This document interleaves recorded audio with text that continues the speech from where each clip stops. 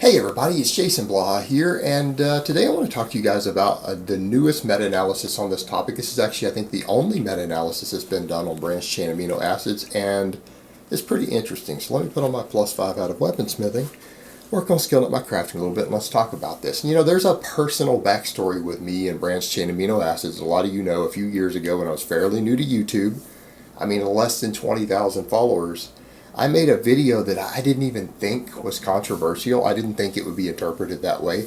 And it was discussing, because everyone was saying, look, Layne, Norton says branched chain amino acids work. You're wrong. He's got a PhD.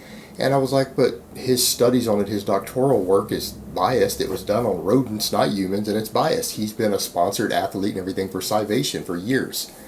This is the person who admitted in interviews that, he had deep involvement with Scivation since their founding. He was one of their sponsored athletes, even though he wasn't an official employee yet.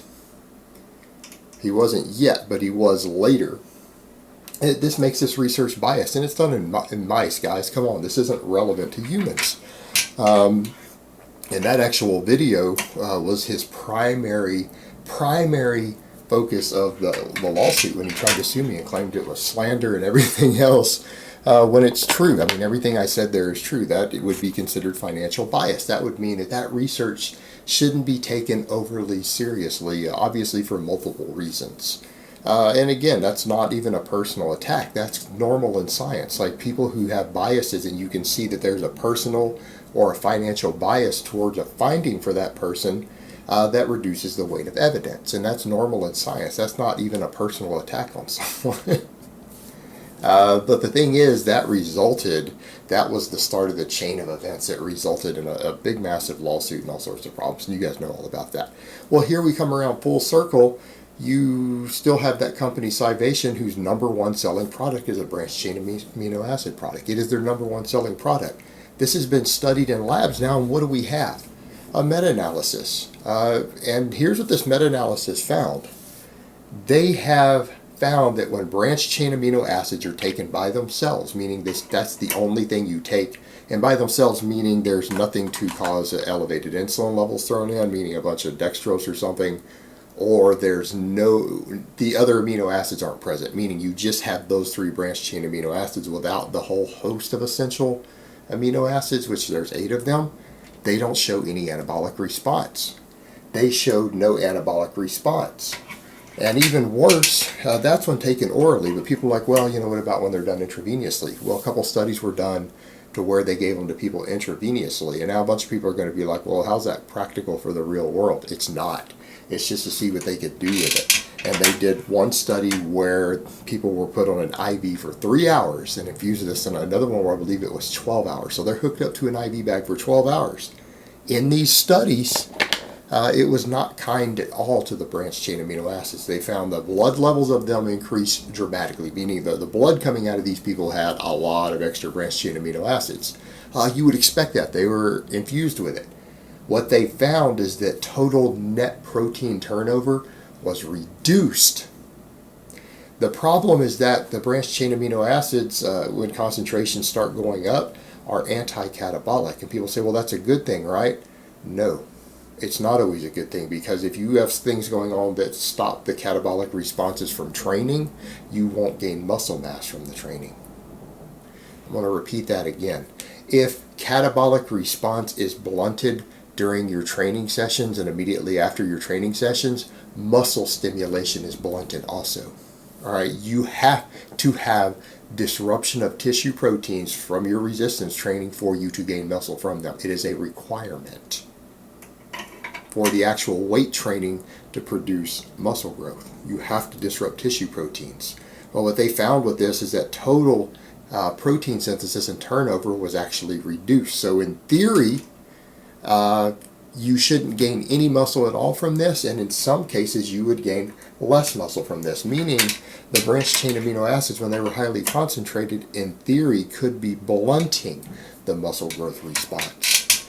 And they concluded from this paper that whether it's done orally or whether it's done intravenously, that supplementing with branched chain amino acids on their own, when that is the primary ingredient in any sort of product, or just taken directly either in your mouth or through an IV, has Zero, no anabolic benefit. It will not help with your muscle gains at all. And again, what people need to understand, they go back and look at this stuff, yeah, but it slowed down muscle protein breakdown. That's a bad thing. You need to understand the net turnover was lower. It means total protein synthesis was lower. That means less muscle growth. Means less muscle growth. And that's ultimately what this stuff comes down to, and you need to remember that. These products have been pushed, they've been marketed, and you know who claims that they started all this? Mark Lobliner claims that he's the one who really got this promoted, and they turned out to be a great product, that he was the first person to really promote this. I don't know if that's true or not, but that's what I've seen him claim. He might be right, but either way, here's the thing. You got all these people who are bed buddies. You got Lobliner, you got Norton, you got Scivation. Then you've got other companies that picked up on it because they were, I believe, the forerunner on this.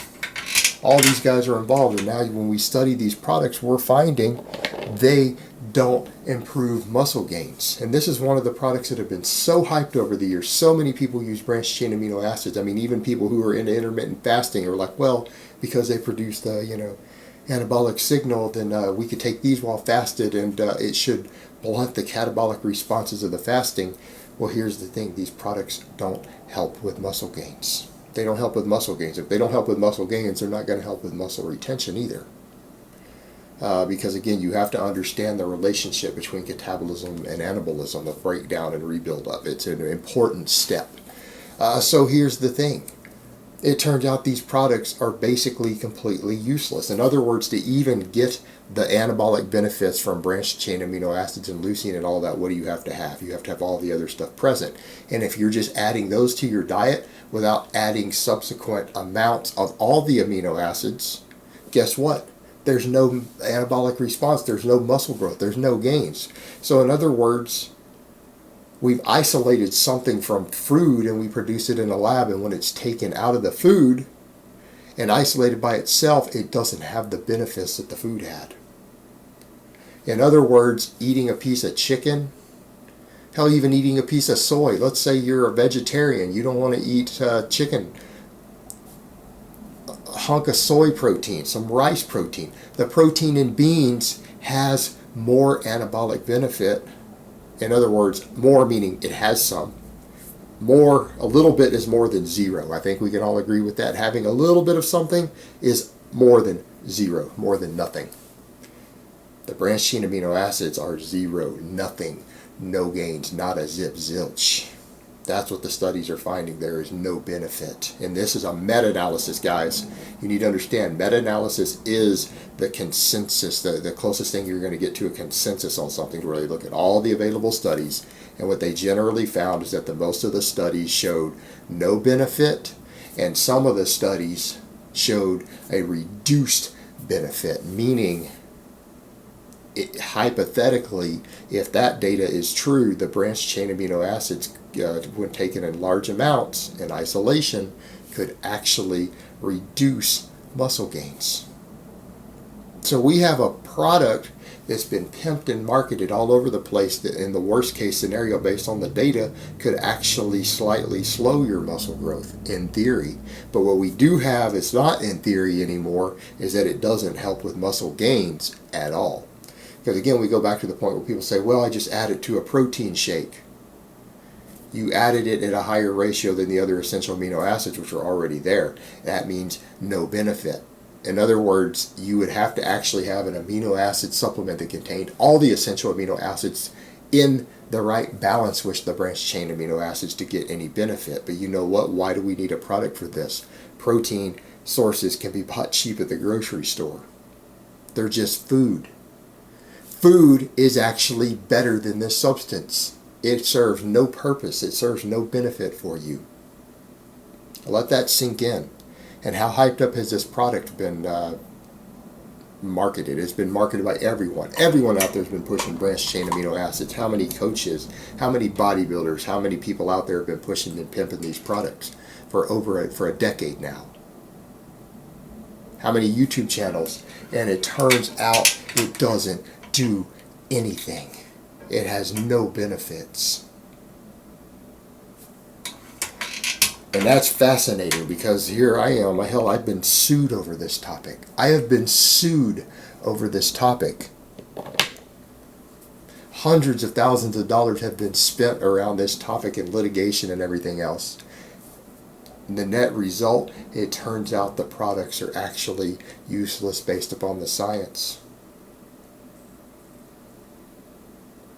All this craziness that has happened around branched chain amino acids, and my own personal history around this topic, and the meta-analysis show they don't work. Something I suspected for years. It just didn't add up because the data didn't look right. The studies I saw didn't look right. Now the meta-analysis says stuff's worthless. It's worthless. So now what are all these companies going to sue the researchers who did the meta-analysis and claim you're hurting our profits? You're slandering our products. Like, no guys, we actually tested them.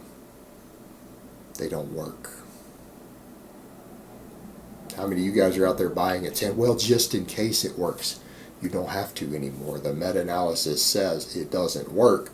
In the best case, and in the worst case, it might do the opposite and actually cost you muscle. And that one's hypothetical, but the data suggests the possibility.